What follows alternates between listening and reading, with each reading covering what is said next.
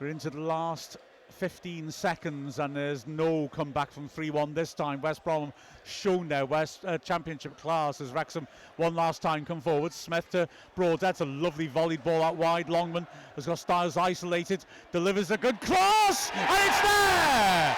A diving header by Smith at the far post, and Wrexham pull one back. But we've had the 3 minutes now. It shows Wrexham's heart. And I think maybe it gives a more realistic view of the balance of play, because Wrexham have, I think, looked good until the game fizzled out at the end, but ultimately this will be a defeat.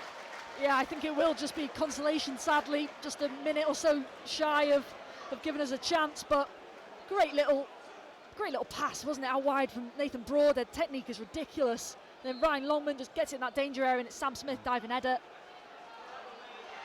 Well, we restart and instantly Smith tries to get forwards and a West Brom player hits the deck. Smith has got booked for it.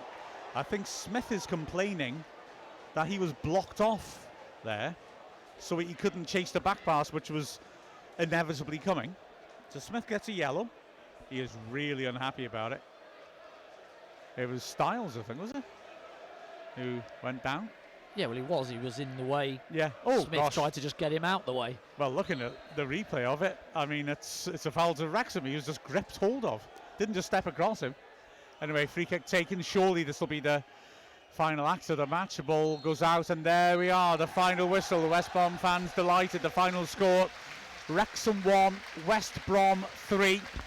And well, a fighting performance by Wrexham. Andy and Mia are now across to do YouTube Live, as they do after every game. By all means, jump across to see that live on the club's YouTube channel. Wrexham, well, disappointing, but the fact of the matter is that was a genuine fighting performance by Wrexham. Well, not just fighting, there was a lot of quality in it, and ultimately it was West Brom's championship quality, the fact that they were able to really be clinical and punish Wrexham, that was the difference. With Kiefer Moore fit to start and Nathan Broadhead on the bench, Wrexham were lacking Libby Kakache, who was not recovered from the injury picked up against Southampton, but went about their business well, and then were opened up in the 17th minute. Fine finish by Grant after a good break down the right-hand side. Wrexham having started well, really, like I said, caught out, and as Andy was saying in commentary, by just the clinical nature of West Brom, the quality they had coming forwards.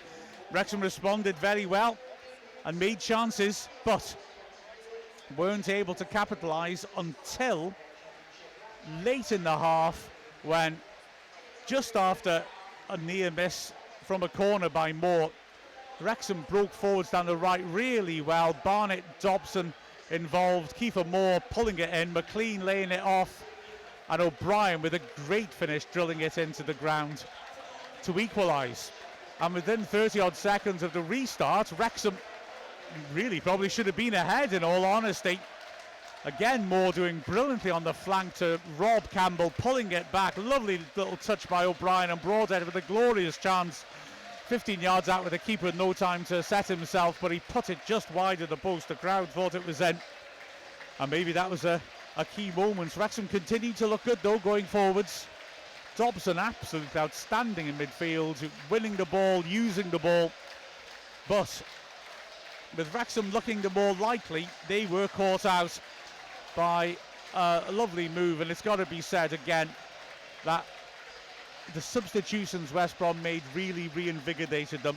Ball forwards, Hegebo was able to pin Cody and help it on. It was pushed further on to Wallace, who'd that moment come on as a sub, and he drilled it inside the near post. Danny Ward will be disappointed to let the ball in that manner. And then we're caught out again, Wrexham, when the ball was fed into the danger area, and Price was there and able to finish comfortably with a header. Nice cross this time from Wallace on the left-hand side after a frantic spell of pressure in which Wrexham, I mean, it just looked inevitable the ball to end up in the net. Hegebo missed a great chance 10 seconds before the goal went in. It was 3-1.